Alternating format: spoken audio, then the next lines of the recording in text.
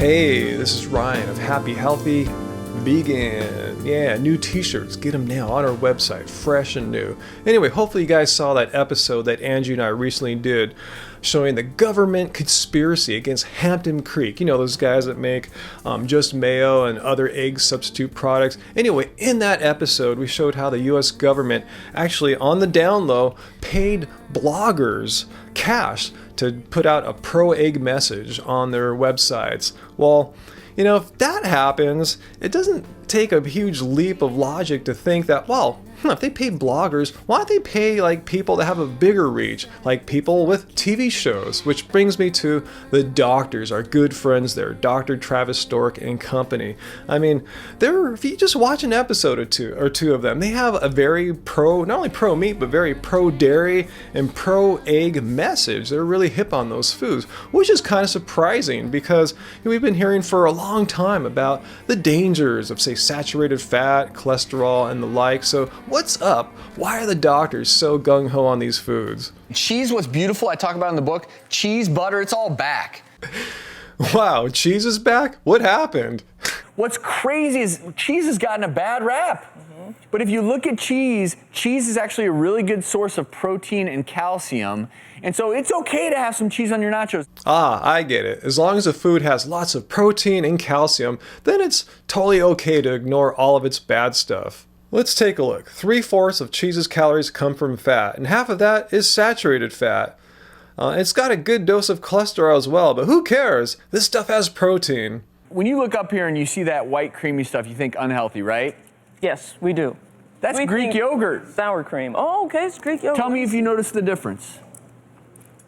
No. That is health food. That is weight loss food. Really, so Greek yogurt is healthy weight loss food. Again, 3/4 of its calories come from fat, and nearly all of that fat is saturated fat.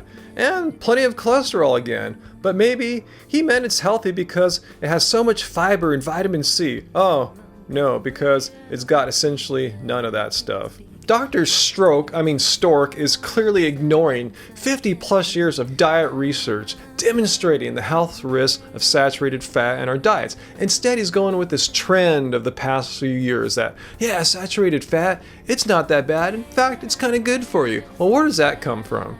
This whole trend comes from a 2010 study which said that saturated fat was not associated with an increased risk of coronary heart disease or stroke. People sure love to cite this one study as debunking the saturated fat myth. Well, what they don't tell you is that this study was funded by none other than the National Dairy Council. So who are you going to believe? 50 years of diet research or one study funded by the National Dairy Council, which just happened to find that those 50 years of studies were wrong and actually it's good to have dairy.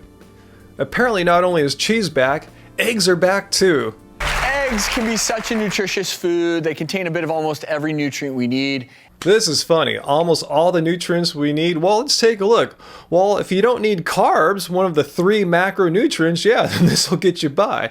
Yeah, it's got plenty of the other 2 macronutrients, protein and fat. Well, maybe it meant it's got all the vitamins like A and C that you need. Oh, it's pretty much got none of them too. What the hell is Travis talking about? Well, eggs can be an excellent way to get protein at any point in the day. It can be an excellent snack.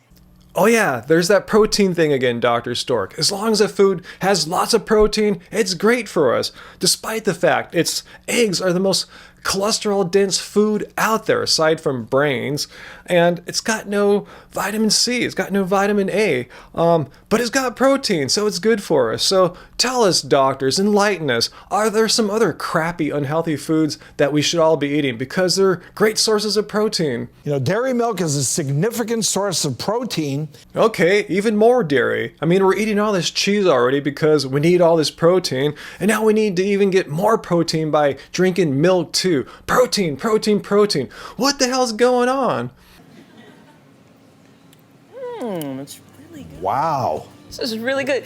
Ah, let's take a look down here. The doctors are indeed receiving money to promote this particular milk product. So, if they're taking money from this one company, it stands to reason that they're probably taking money from others, like say the National Dairy Council or the American Egg Board or other industry groups to promote these bad foods. That would explain why the doctors never, and I say never, I never see them mention the risks of these foods, the clear risks. We're talking about heart disease, stroke, diabetes, cancer. I mean, these are the top killers in the West from our Western diet, but they failed to mention it. Instead, what do they mention? It's got protein. It's got tons of protein. Eat this stuff. Just, so that would explain it. So what do you guys think? Are the doctors paid industry shills to promote these unhealthy foods? That's the only thing that makes any sense, why they only talk about the positive and never mention the risks involved in these foods. So what do you think? Post your questions and comments down below here. Am I on to something? If you got something out of this video, hit like, share it with a friend who may be interested in this sort of thing, and hit the subscribe button up here or down there on your platform for more from me and Angie. And go to our website. New t-shirts available, like I said at the intro. So until next time, guys, keep it chill, keep it rational, and most of all, get some carbs in you guys. Keep it carb, baby.